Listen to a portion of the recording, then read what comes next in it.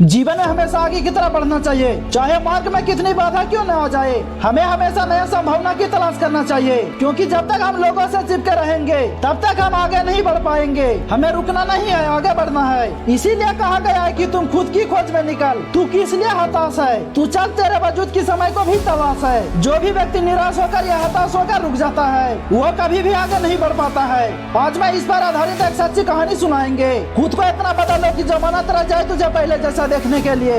ठीक इस लड़के की तरह जिसकी पावरफुल स्टोरी अभी आप सुनेंगे, मगर उसका एक दिक्कत था, वो हद से ज्यादा दूसरे के पास जाता था, हद से भी ज्यादा दूसरों को भाव देता था, और कई बार वह खुद का मजाक उड़ने के बाद भी हद से ज्यादा शांत रहता था। इसी वजह से लोग उसका इस्तेमाल भी करते थे और काम भी निकालते थे, और एक बार उसका इस्तेमाल से काम निकल गए, फिर उसे दोबारा पूछते तक नहीं थे। वो लड़का दूसरे के लिए दिन रात पागल था, लेकिन बदले में उसे होने या न होने से किसी को घंटा तक फर्क नहीं पड़ता था। वो दूसरे को कभी भी ना नहीं कर पाता था। कोई भी मदद मांगने बस उसके पास एक बार वो जान लगा देता था उसके काम करने के लिए। इसी कारण वो पढ़ाई में भी सबसे पीछे चला जा रहा था, ताकि वो लोग अकेला ना रहे और मजा कर सके।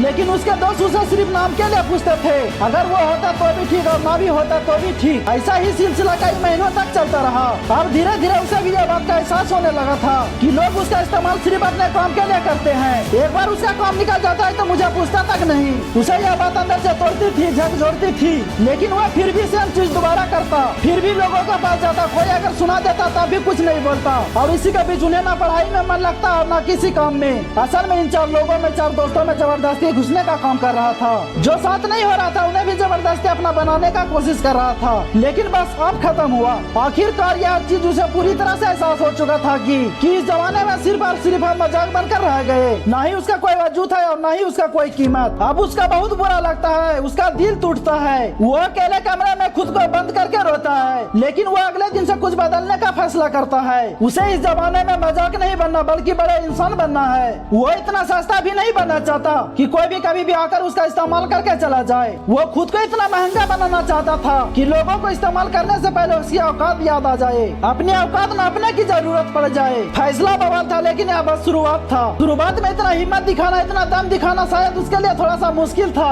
लेकिन वो करता है। इस बार अपने वजह को मजबूत करने के लिए बड़े फैसले लेते हैं। अब वो लोगों को दिखाना भी कम कर देते हैं। उन चार दोस्तों में जहाँ उनकी पहले जरूरत नहीं थी, अब वही उनकी कमी खलने लगी थी। वो बस अपने काम और पढ़ाई पर जोर डालता है, फोन को हाथ में रखना भी बंद कर देता है ताकि वो भटक न जाए। अब वो पूरा बदल चुका है। अब कोई उसे काम के लिए बोलता है तो वह सबसे पहले अपने काम को देखता है। अगर उसके पास पहले से ही जिम्मेदारियां हैं तो वह सीधे ही मुंह पर मना कर देते हैं। वो अब कोई गलती नहीं करता है, वो अपनी दिशा पकड़ चुका है, अपना रफ्तार बढ़ा चुका है। उसने अपने आप को खुद के काम और अपने सब्जेक्ट में ध्यान दिया। जहाँ पहले उसे पास होने तक का मौका चाहिए था, अब वो 80% आने के बाद भी वह नाखुश था। उसका दिल और दिमाग सिर्फ वसूलों पर चलने लगा था। अगर आप कोई एक बार भी उसे गलत बोलता तो उसे यह 10 बार गलत साबित कर देता। इस वक्त तक वो आते आते समाज के बीच में मशहूर होते गया। उधर पढ़ाई में उसने कामयाबी हासिल करी और इधर अपने व्यवहार को सुधारने में जोड़तोड़ मेहनत की। वो लड़का अब सिर्फ और सिर्फ अपने सपनों के ही पीछे पागल रहने लगा था।